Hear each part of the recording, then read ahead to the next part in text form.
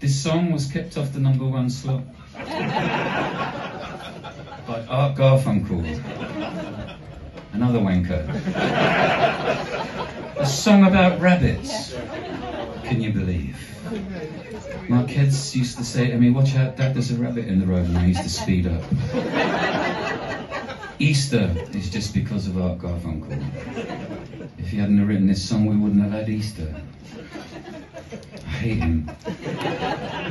I was in a bar in New York. I had a few drinks in the hotel bar at the Mayflower, and he came in, and I knew he had a wig on, so I thought, I'm going to get that. Unfortunately, the security guy beat me to it. Otherwise, it would have been amazing to see him running to the lift with no hair on his head. Yes. Yeah, sorry about that. But by this time we went back on Top of the Pops, and there was a whole new breed of people on Top of the Pops. There was Thin Lizzy, for instance, who could drink us under the table. In fact, everybody in this room, they could drink under the table. They were incredible. What a lot of fun they were. Phil Lynott, amazing bloke. Yeah. His mum had a bed and breakfast in Manchester, and he said to us, "You should go and stay with my mum if you ever do a gig up there." So we did, and we knocked on the door at 2 o'clock in the morning, and we went in, and inside this little terrace house was 50 transvestites, George Best, CID, a couple of judges dressed up. It's kind of weird, really. It's a bit like being in Dean Street after midnight. Yeah, and the other people that would be on Top of the Pops then would be like Duran Duran, for instance. And I remember Simon Le Bon walking on stage and Jules saying to him, "Excuse me, Simon, you can't go on stage with your collar sticking up." And he'd say, "You don't understand, that's fashion." Yeah.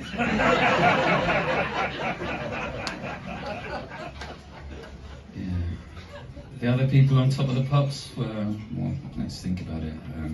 Peters and Lee. He wasn't blind. He wasn't blind. I saw him playing darts in the BBC bar.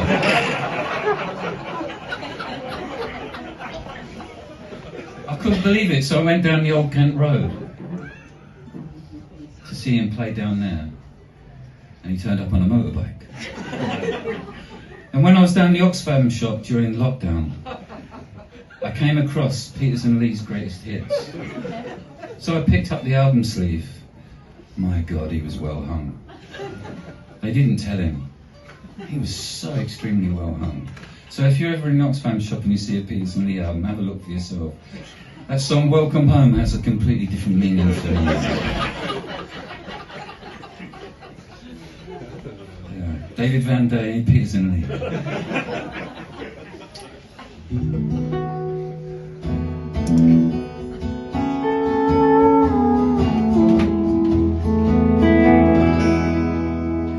She unscrews the top of a new whiskey bottle, shuffles about in a candlelit hovel, like some kind of witch with blue fingers and mittens.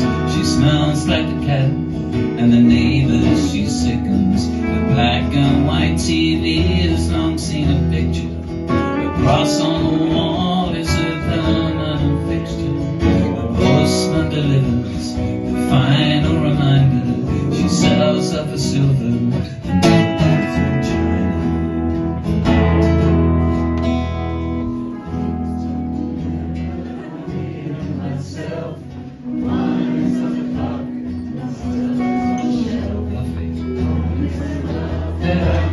very much the past of tomorrow.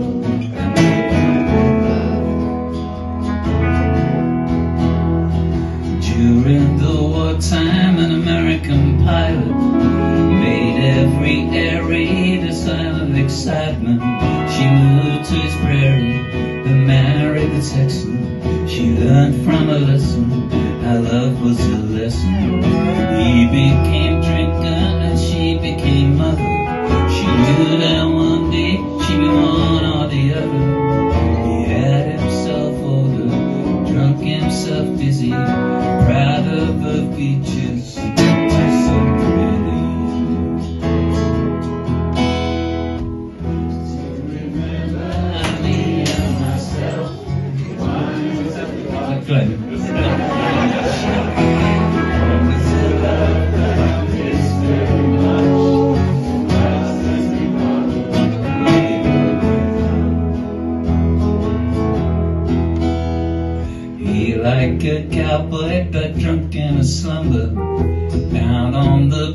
watching in the middle of summer. She crossed the ocean back home to her family, but they had retired to roads of assembly.